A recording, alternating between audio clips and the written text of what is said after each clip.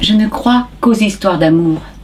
Dans Marie des Poules, il y a une très belle histoire d'amour. Il y a aussi un personnage qui s'appelle Alexandre Manceau, qui est un homme que George Sand a aimé. C'est son dernier amour. Quand elle le rencontre, il a 33 ans, il vit à Nohant, et voilà ce qu'il dit en parlant de George Sand.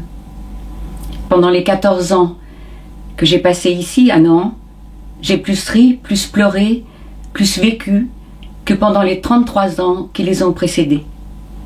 Me voilà désormais seule avec elle. Quelle responsabilité, et aussi quel honneur, et quelle joie. Et voilà ce que George Sand écrit à un ami en parlant d'Alexandre Manceau. C'est un ouvrier qui fait son métier en ouvrier parce qu'il veut et sait gagner sa vie. Il est incroyablement artiste par l'esprit. Son intelligence est extraordinaire, mais ne sert qu'à lui, à moi par conséquent. Il ne sait rien, mais il devine tout, questionnant toujours. Il me prouve à moi combien son esprit travaille intérieurement.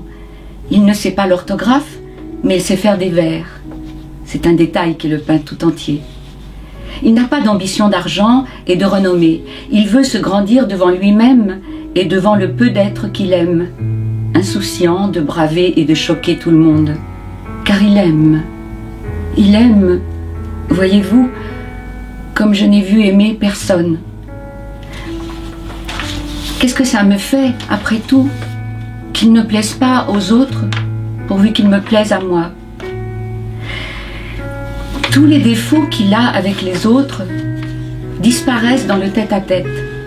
Là, c'est à la fois un chat caressant et un chien fidèle, et tout son calcul, toute son intrigue, n'a pour but que d'obtenir l'approbation de l'être qu'il aime. Il pense à tout ce qu'il faut et se met tout entier dans un verre d'eau qu'il me donne ou dans une cigarette qu'il m'allume. Il ne m'impatiente jamais. Quand il a eu tort quelquefois avec moi, je n'ai jamais attendu plus d'1 minute le regard et le mot qui devaient tout réparer.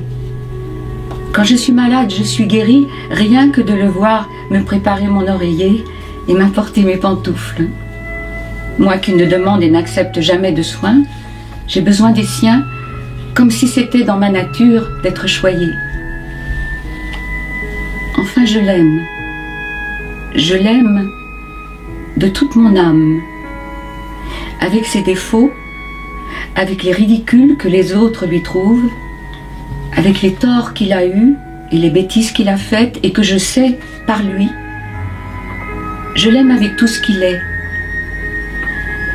Et il y a un calme étonnant dans mon amour, malgré mon âge et le sien. Je suis comme transformée. Je me porte bien. Je suis tranquille. Je suis heureuse. Je supporte tout, même son absence. C'est tout dire.